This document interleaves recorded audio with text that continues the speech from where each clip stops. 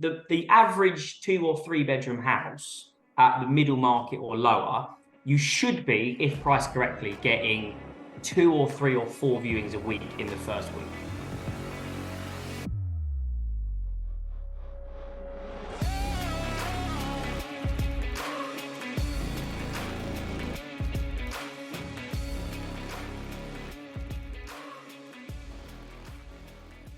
So, Jack, what is the one thing that truly maximizes the value of someone's home when they go to sell their property?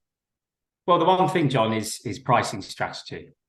That's the number one thing that I would go for. There's a combination of things for sure, but if you ask me one specific thing, it is all about the pricing strategy. Why? Well, especially when the market slows down slightly, you don't really get away with putting it on and hoping for the best. It's just not the way to do it. When the market slows down and there's a bit more choice on the market, you kind of need to look better value than the ones around the corner that aren't selling. If you look like a similar property, there's no point putting yours on at the same price as the other lovely 3-bed semi. You may as well go slightly lower, and then if they are out viewing, they're going to go, well, that looks good value, I'll buy that one. So that is the best way to explain it. And if you have an amazing house, don't get me wrong, that's when it's slightly different. Maybe you're able to punch it slightly higher. Maybe it's absolutely blow your socks off throughout. But reality for the normal house on a normal road, and there's lots of them everywhere, it is all about the price. So are you saying, right, correct me if I'm wrong, are you saying, and you may not be saying this, by the way, but you could have an agent that on the face of it said all the most wonderful things, but yet are absolute shockingly bad at their job. The negotiators are the worst negotiators in the world, i.e., like the office negs, and they couldn't sell a property for love nor money. Are you saying that even then, if the price is correct, it still actually has the potential of selling? It's tricky because one thing I found out, specifically moving maybe out of the London market, just to get on top of that, some people love to negotiate, right? They love it. They see a house at 500, bang, 470, they'll make an offer. I'll be really honest with you, 9 times out of 10, people don't think that. They don't go to a house and go, they'll see it on at 525, their budget's like 495, they won't even view it. Oh, there's no point viewing it. So they won't click, they won't register, they won't email in to go and see it. So that is when it comes kind of back to that whole pricing correctly kind of thing, is that they won't even call you, and I've had the perfect example off the back of that. I've had a house on that I valued at offers over 500, but they could try 525 if they wanted to, right? They said, we'll try the 525. We did that. We had loads of viewings, no one offered. I then dropped it to offers over 500 and we got 505. And I was like, I felt like saying to the guy, did you not see it for 3 weeks at 525? I didn't want to, because I didn't want to make it sound weird, but that's the perfect example of they didn't look at it because they didn't even think they could get it. It was brand new on the market. Oh, they're not going to take 20 grand off or whatever. Even though the conversations that I'd had with the vendor, if they'd offered 505 and it was on at 525, we would have said, me and the vendor, look, it's bang on. It's exactly what we were looking for. So it's really weird. And that's what I meant about, it really just comes back to getting it correct, especially in this market, which is about what is the price to get people to click that advert online? What is the price to people to actually go and view it? Because that's the key thing. Because it's not swamped with loads of viewings at the moment. Certain prices brackets may be a bit more than others, but your normal house at a normal price in a slower market, you want to try and build that desire. And by doing that, it is to go on, I hate using the word cheap, but you kind of get my point. It needs to be cheaper. Yeah. So I've got like 10 rules, and one of those rules is people don't want cheap, people want bargains. And buyers generally are more knowledgeable than most estate agents. They're not, but what I mean by that is to your point where you're saying that actually they're not turning up, then maybe not turning up because, oh my God, the seller ain't going to drop 20 grand in that example you just gave. Or they may also be thinking, but all the other agents that I'm viewing properties with right now are telling me what the real money is. and the real money's Yeah. 500 grand. So why would I Yeah. go and see something at 525? That's just a pointless exercise. I'll just wait. Yeah. And then the problem is for the seller is to, again, to your point, that guy, you never even knew that fella was, who ended up buying it for 505. Yeah. And look, Until, buyers, off the back of what you said, buyers are sheep, right? They follow each other. So if no one's buying that house after 4 weeks and then it reduces, they think, oh, well, no one else wanted it. I don't want it either. So it's trying to achieve the best price when you launch, and I think you get 3 to 4 weeks to sell it at the best price. And then after that, it needs a reduction or it's something needs to change for you to achieve the higher price, which most of the time is a price reduction. Yeah. So interestingly, Homeowners Alliance actually conducted a survey or paid for a survey for somebody else to do the survey. And the survey was asked 6,500 agents, what was the day, like each agent that actually achieved the most amount of money from the day the property went to market to the most amount of money, and then what day from what day did that then the money start to fall away, so to speak. And basically the day that came out that achieved the most amount of money was the 9th day. Beyond that, it then started to fall away. Offers started to fall away, because you're dead right, is if buyers don't want something other buyers don't want. And also then the thing comes about, and I don't know how you feel about this, but then the thing comes about where, what's wrong with it? Why is it not selling?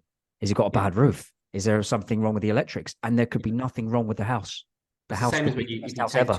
if you take too much money off a price reduction. So, you get some people that have been so overvalued and their house has gone on at 800 when it should have gone on at 725.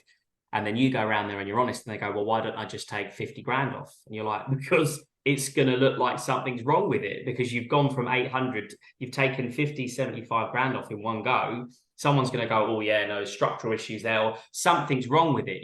That is the problem. And Zoopla in particular will tell you exactly what price it went on at, what it was reduced to. And people will just, people looking at it brand new online, they won't know the story or the conversations that have gone on behind the scenes. They won't, they'll just think, oh yeah, no, there's something's really wrong there. And then they won't inquire.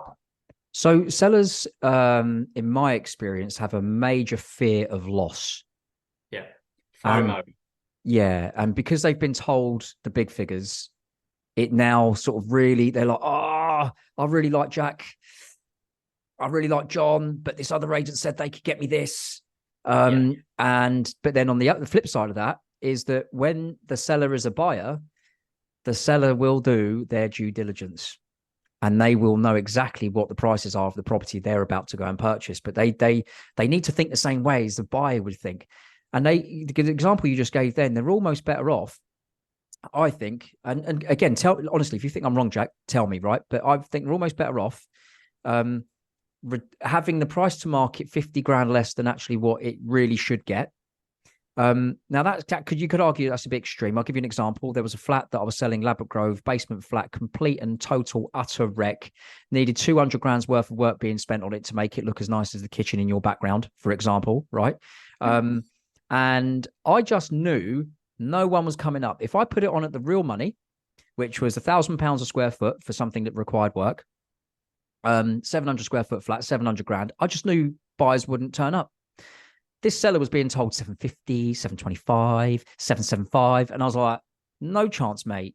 650 on the market. But the agreement between me and you as the agent and seller is that if I don't get you anything starting with a 7, we're not selling. That's the agreement. Well, I'm telling you right now, we're not selling. I'm telling you to keep it. Right? Yeah. 705. And that was because this is the thing though. This is where, good agents can make that happen, but you're able to tell a buyer why it's worth that. That's the thing. So you get people that come in sometimes, and some of my ones, I do a similar thing to that. I think you can get away with 50 grand when it's £750,000 plus market. Obviously lower end, maybe 25 or whatever. But a perfect example is the same thing. You're right. People come in and then they say, right, I'm going to be paying that. Now, if you're a good agent, you'll go to them with the same stats you showed the seller and say, well, look, that's sold at that then, that's under offer down the road, that's agreed at that. And they'll look at you and go, fair enough. And then because they want to be told that actually you're right. Okay, I agree with you. But that's what you've got to do. And then some good agents will do that. They'll actually, go through the basics with a buyer on the price they're offering as well. And I've done that over the years. You go back with, well, that sold at that pound per square foot, that's got an extension, that one's got a bathroom, that needs and that is the best way to get your buyers probably up to that level. Yeah. They got to completely. believe you. Exactly. And what we've seen over the last, tail end of 2020, 2021, good half of 2022, where the prices were going through the roof, the buyers were already, because the market was so buoyant, the buyers already were competing. So they didn't really have much choice because the market was being lifted. It was easy. Estate agent was easy. You could literally work in Top Man on the Friday, do some viewings on Saturday, and you thought you were the best thing ever on Monday morning. You're like, oh, this is the easiest job in the world. Like telling your mates how great you are. I'm sure that the world's hit them now. There's people that started in 2021. But you're spot on. Yeah, and that's right. So now with this market, which is more of a traditional market, it's more about balance and getting the balance completely correct. What would you say if we're talking about balance in terms of, I've put the property on the market today, what should I expect from my agent? I mean, in terms of like viewings or, a process, or what should I be expecting to know whether I've actually put the property on at the right price? Should that be 20 viewings but no offers? Should that be no viewings at all?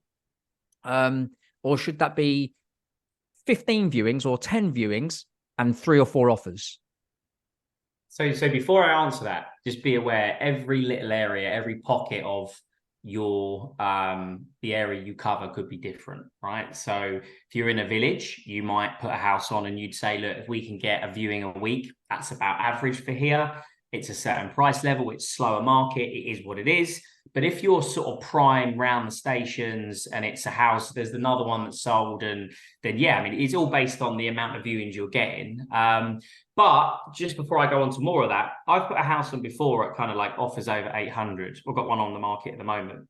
We put it on with 2 viewings in the first week, 2 weeks, no viewings. And then out of the blue this week, I've got 3 viewings. So it really depends on what you're selling. But the average 2 or 3 bedroom house at the middle market or lower, you should be, if priced correctly, getting 2 or 3 or 4 viewings a week in the first week. If you go back to April, May, June, or March, April, May, when the rates were at 4% or a little bit more, you might have got 5 or 6 or 7 viewings in 1 week. But we've gone up a bit since then. It's a bit more expensive. So it really bases on the amount of viewings, but also how good are the viewings, right? Because you only need one buyer. So, and that's where the agent should be grilling the buyer on the phone about, why did you like the advert? What don't you like about it? Or whatever you need to just make sure you're not booking anybody in, basically. And then feeding it back to the vendor. I've had houses I've put on in the first 10 days, I've had no viewings. But I've still sold it in 3 weeks' time, and we had 3 viewings. It really, every area is different. Every area is different. Every property is different. But I think the main thing is you would work out is, and also sometimes you might look at Rightmove, because I've got a couple again at the moment where Rightmove's getting loads of interest online. They're looking at it and they're clicking it, but they're not wanting to view. So is it the road? Is it the works? These are the other things. So it's a combination of things. But you again, if you want to go back to one thing, it's based on viewings. Yeah. And I think if when you're pricing and you're not just putting your finger up in the air and seeing which way the wind blows, or saying things that sound nice in order to win an instruction, if you can stand by the valuation or the price you gave based on all of those factors you're talking about now, then what you're saying is it doesn't matter whether you don't sell in the first 10 days, because I'm not going to be screaming and shouting at a seller to reduce the value of their home because of all the comparable evidence that suggests that what I've told you is absolutely legitimate. Would that be fair? Yeah, and I think on my valuations in particular, I actually give the vendors a lot of the time 2 figures. So I say, right, here's the price that should get you lots of viewings and it should go. This is the slightly higher price if you're not in a rush. I wouldn't recommend it in this market. but it's up to you, your house. Yeah. You decide what you want to do. But that way, when they go for the higher price and they don't get a viewing, or we're not getting many viewings, you say, well, look, we tried it, we've given it a go. And you don't want to reduce it too quickly as well. I don't like those agents that after 10 days go, no inquiries, got to reduce it. There's one in particular around where I live, won't name them, but they do that regularly. Where they take it on and they say to the owner, well, look, we see how we get on, and come on, we know how we're going to get on. You know how you're getting on. You know that you're not going to sell it, but it's that tactic, isn't it, to get them to sign up. There's another instruction, another board, another property, when they already know that after possibly one price reduction in 2 weeks, they're going to sell it. Yeah. So whereas if they'd actually gone for the lower price to start, they might have built that desire. They might have built that, it's new to market, it looks good value. They might have got a better price that way. And that's the one thing in particular vendors have got to be aware of, is reducing the price is not really what you want to do to achieve the higher price. You want to get it right first time, Exactly. So that house you're talking about, 500 grand, probably the real money, you achieve 505. Yeah. And that's an extra £5,000. Let's be honest, that's an extra 5 grand that's going towards solicitor fees.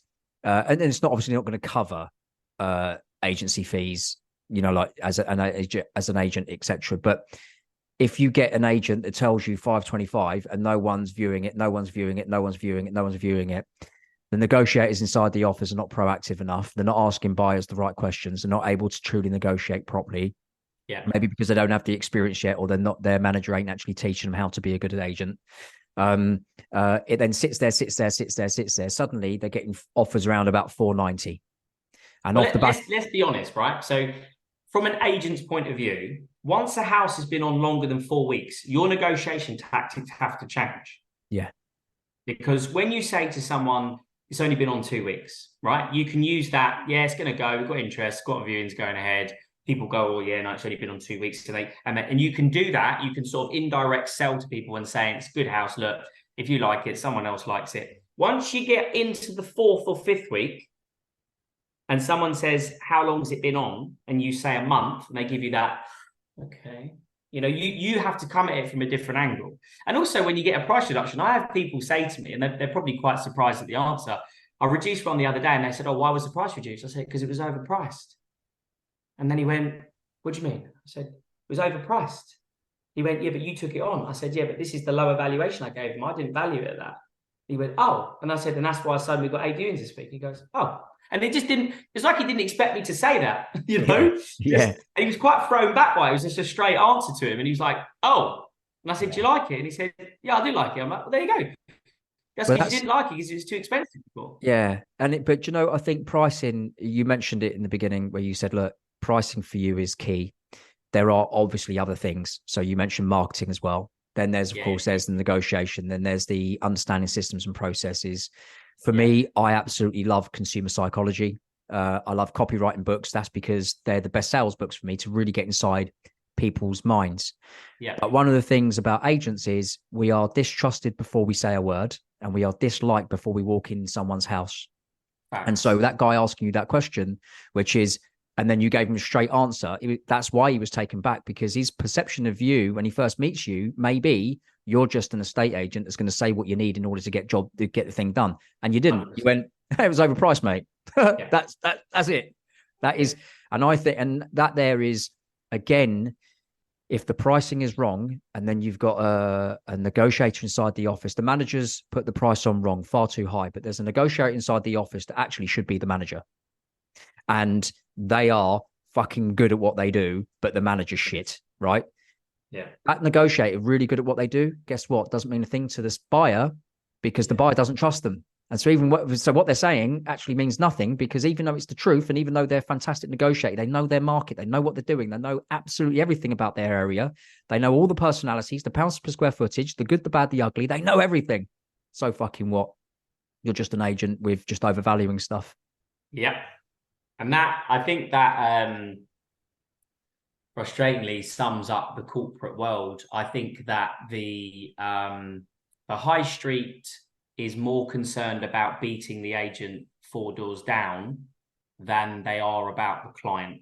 Mm-hmm. And that is where a lot of smaller independent agents, and the self-employed model is flying because of that one specific sentence. Because it's true, I did it. I worked for a very big brand, large, and all I looked at was my bloody Rightmove graph every week. Oh, we sold 10 more than them in the last 2. Or and then what happens is you get wrapped up into trying to keep the distance between them. So, and you've got your boss telling you, Jack, you need 5 instructions this week. So what do? You go out and you get them, even though it's not worth 850, but you have to say 850 because everyone else has said 850.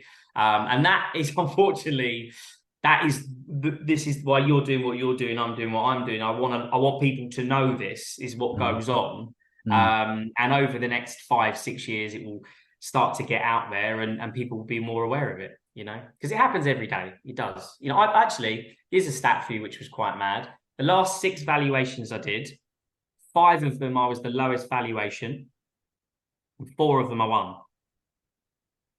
Brilliant. Because I brought the laptop, sat down, went through all the data, fine data in the last 8 weeks between August and September, and they couldn't disagree. It was impossible to disagree. And if they did, I was like, well, you're just not listening to what I'm saying then, because I'm showing you it. As you say, take a horse to water or something, was it? Make it drink, something along those lines. But that's it. That's what you got to do with people in this market. When the market's going up and it's easy and you can sell something with a blindfold on, then great. But reality is, when things are lulled and slower, you just got to get it right, and they overvaluing just floods the market with even more stuff. It just does. Yeah, totally. So property is not in isolation. This is Tom Panos. And I learned this in 2003. So property is not in isolation. It's in competition. I expanded on that. And I would say something similar to what you may be saying to your sellers as well, when you're showing them the comparable evidence and appetite for area, is Mr. or Mrs. Seller, property, would you agree with me that property is not in isolation? It's in competition. And they'd say, yeah. And I say, right. So what are you going to do to get all the very best buyers away from what they're currently looking at and come and see yours instead? Better value. Exactly. And by the way, I love the fact that you actually given 2 prices, because it sort of takes off the table their nervousness about FOMO. But equally at the same time, you're big enough and you're brave enough to have that conversation about what the real money is as well, and stand by it. That's why you're not worried about a property that's been on for 10 days that hasn't had any viewings, because hand on heart, all the comparables suggest that when a surveyor rocks up to do his mortgage vow, it's going to stack up. Yeah. And I'm not bothered about losing it, because I know that I always have this thing, and I did it on the corporate world to a degree, but especially now I've gone self-employed sort of 16 months in. Every time I walk out of the door after evaluation, I know I haven't lied. And that is the thing for me. I can sleep at night and they can tell me they think I undervalued it all they want, no problem. I know it's not going to sell. Majority of them that I have done that, they haven't either. They've sat there for ages and some have come back to me. And that's the main thing. Just walking out the door thinking, well, they don't agree, no problem. I've gone through it all, on to the next one, and that is how I like to work. I just want to be very straight talking with people. And I guess that's why maybe it's been a breath of fresh air for local people, because they're so used to just whacking on 10%, 8% or whatever on top. And I'm like, well, I'm just saying absolutely not. Yeah. You're not going to get that. And here's why. I just don't want to waste people's time. Yeah. Well, interesting on that point there is I saw I read something yesterday. There was a Which report that said even a property that's been overvalued by the real money, what's actually provable, by 5%, has overall will cost the seller an average 7.7% on the value of their actual home. So whatever 7.7% of, say, 500 grand is, don't know off the top of my head, but let's just pretend for round maths that's like 40 grand. That's the sort of money that they could end up losing. And it will end up adding 2 months to the actual transaction just by that overvaluing 5%. And it's just, and it's so, and it, like to your point about this market, this is not the market to be doing that. This is the market to actually being super sensible, super cautious, and actually putting the seller should put themselves in firm control of the next chapter of their life. And by the way, pricing also again, and I think too, my last point on this, if you think I'm right or not, but when I'm pricing, I'm also thinking, but what if the buyer falls out of bed? Where am I going to go if the buyer falls out of bed? What am I going to do? I want to be able to go, I'm so sorry, Mr. Seller. It's fallen out of bed with Barbara and her husband because of something horrific, whatever that is, and I've not been able to save it. But that's okay, because in the background, I've gone and replaced it for exactly the same money with someone else. I tell you what, so this is the way I think, right? And this is going to sound mad for people to hear this, but I say this to every vendor. In the current market, the buyer probably has to be more happy with the price than you as the seller. Because if they pull out because they've got buyer's remorse in 3 weeks because they think they've overpaid, then you've lost 3 weeks on the market. When we put it back on, it looks 3 weeks old, 4 weeks old. They don't know the story, the next person looking at it online. They just think it's been on 6 weeks. They didn't know it was under offer, the new people looking. So that's how I always say to my seller, I know it's less than you wanted, but let's put it this way. X, Y, and Z go through it on, and they sort of agree. It's mad to say that, but it's a buyer's market, biggest buyer's market we've seen for however long. So that buyer has got to make an offer. He might not exchange for 5 months. Yeah. So he needs to be happy with the price he's paying for 3 to 6 months, right? So if he overpays at the time, and even you think, God, that's a good offer. Yeah, and then even you've got that part as a good agent, you think, part of you thinks he's going to change his mind in 3 weeks' time, because you do have that, especially in this market, and then it shoots all of you in the foot. You and the seller, bang, shoots you in the foot, because it's just, they're going to change their mind, and I know you can't go into every sale like that, but that's the reality of it. That buyer's got to feel happy with it from start to finish. No, you're completely correct, because if a buyer is, by the way, not competing with anybody, and then they have buyer's remorse, that then is further consolidated by Terry, not your surname, say Terry down the pub, Catherine in the office, the bank of mum and dad. They are all going to be in the buyer's ear roll going, oh, the market looks, I don't really, should you really be doing that, darling? Oh, Terry's going, oh, I wouldn't do that, mate. It's ridiculous. Look at the rates. Suddenly, the buyer now just doesn't have buyer's remorse. The buyer has buyer, oh my God, my head's going to explode. I need to get out of this. This is the worst thing I could ever do in my life. How many times would you tie up a deal in October, November? The Christmas happens, and what they've done is they've sat down with their Christmas turkey, and their uncle that lives in Leeds goes, oh, I heard you're buying a house. What are you buying? Oh, I'm buying a 3-bed semi. Oh, nice. What are you paying for it? 650. Oh, 650 for that. You get that for like 220 up where I am. Let me see it. They look at it online. Cool. And then the nan goes, oh, it's a bit expensive.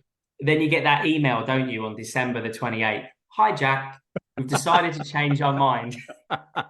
Every year, I would say to the team when I had my meetings, we'd all come in and go, everyone check their emails, see what's gone on. There would always be, because of the amount of sales we would have going into the next year, there's always one or two where they've changed their mind because they've probably thought someone's spoken to them, they're overpaying, back to square one, and it just happens every year. So you're right on that. Yeah, and yet the other side is also true.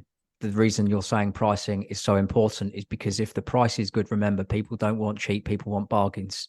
And if it's a case of, fucking hell, this is a bargain, when the fella, the uncle or the granddad in Leeds is going, oh, I don't know about that, the nan's getting involved, and the office colleagues, the buyer will defend their position because they're like, are you fucking mad? There's no way I'm going to get this opportunity again. Yeah. Piss off. I'm buying it. 6 months ago, I had a guy that pulled out after 2 weeks and said he thinks he's overpaying. And I said, okay, I'm going to give you something. Are you sure? Mm-hmm. And he goes, yeah. I said, do you know that the one 6 doors down has just gone for this amount? And he's gone, did it? I've gone, yeah. He's gone, oh, I didn't know that. And I said, yeah, it came on, sold in literally 1 weekend. It's under offer on the same road. He's like, oh, okay. Let me come back to you. And then he called up and said, no, we're going to stick with it. He thought it was overpaying. And I was like, are you sure? Yeah. And because because there's nothing else like it around. He didn't notice that one had gone on literally and sold straight away. I think it was with Move Revolution or wherever it was, but it literally went on literally down the road and so exactly in a weekend. And then he was like, oh, okay, maybe I'll change my mind. It's weird, isn't it? But if I didn't know that, I wasn't keeping an eye on what was going on, I would have just said, okay, no worries. I used to, especially in a busy market, used to just go, no problem at all, because you knew you'd find another buyer. You know, whereas now, I suppose you're so like, you know, you want to really sit down and go through with them. You know, why are you pulling out? What's your main reason? Yeah, you really I'm going to ask you one question. I'm going to make a statement now, but then I'm going to ask you a question, and then we're going to end the podcast, right? But you're fucking good at what you do. So you may say price, but you know, if you get that one thing wrong, no matter how good you are, or you're just going to get punched left, right, and center. Yeah. And there'll be, and you can see the punches coming well before they come because you're experienced. You've been there, you've done it, you understand the buying and selling process. You understand negotiation. You understand how to qualify buyers to make sure the buyer you are showing are going to make an offer. And that is, I think, a huge difference. And that first little nugget is getting the price correct. You don't get that correct. Takes, what is this? My other rule is you don't get a second chance to make a first impression. No. You always keep your buyers at arm's length. Yeah, exactly. Because I always say that to my vendors is that they might be lovely, but until they prove to me X, Y, and Z, we're not cool yet. I need you to do X, Y, and Z at the start of this process. Yeah. And then we're good. You know, because reality, how many times have you been like, oh, they're so lovely. Oh, they're great. Oh, they're brilliant. And then, yeah, of course you can do that. No, don't worry about it. Take your time. Solicitors details Monday. Absolutely. You take your time. They view something else over the weekend. They pull out on the Monday. You know, like this is the thing. And this is where you're right about that expertise. I posted something the other day on Instagram about something like that, where there was a guy that viewed something, said he was going to offer, then he didn't in the evening. So I was like, okay, well, his email's not come in, not the end of the world. He rings me up the next day, says, oh, can you just bounce the number off the vendor? I said, no, I can't bounce the number off the vendor. I said, if you want to make an offer, I need this. I won't go into it. I'm not going to share that. I need these things from you specifically. Oh, okay. All right. Yeah, I'll come back to you. Next day, text me. Oh, I've decided the house isn't for me. Exactly. And imagine what I would have done if I'd bounced the number off and they said, you know what, we'll take that. Yeah. Wasted everybody's time. So these are the things, you know, whereas with a certain agent would have gone, yeah, okay, yeah, I'll see what I can do, thinking there's a deal there, but the expertise, I knew that it was just time waster, smells like a time waster, and it was. Yeah, absolutely. And you'll be running around like an idiot, and then you'll be trying to tie stuff up that doesn't exist.